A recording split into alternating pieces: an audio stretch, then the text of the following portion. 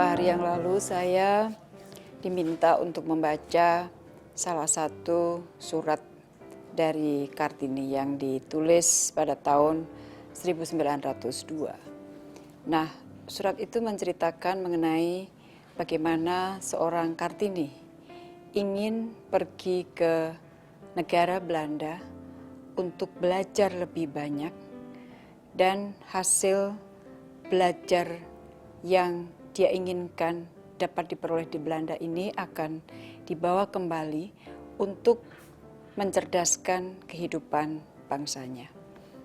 Kita tahu bahwa pada akhirnya cita-cita Kartini tersebut tidak dapat terwujud karena Kartini belum pernah sampai akhir hayatnya belum pernah menginjakkan kakinya di negara Belanda.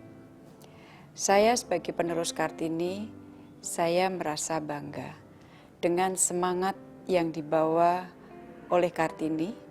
Kebetulan saya mendapatkan kesempatan bersekolah di Belanda, dan sebagai diplomat 2 kali saya diberi kesempatan untuk bertugas di KBRI Den Haag, dan yang paling terakhir adalah saya menjadi duta besar perempuan yang pertama di negara Belanda.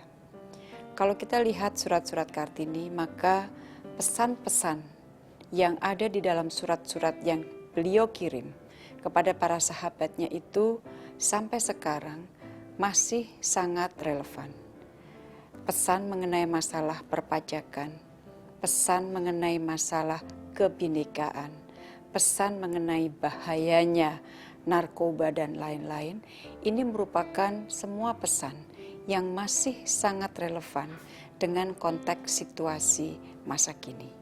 Dan sekali lagi itu mencerminkan kecerdasan seorang perempuan Indonesia, Raden Ajeng Kartini.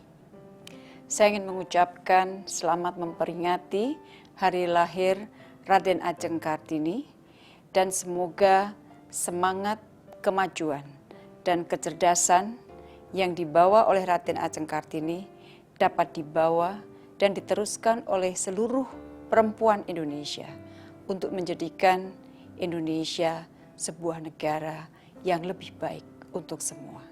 Terima kasih.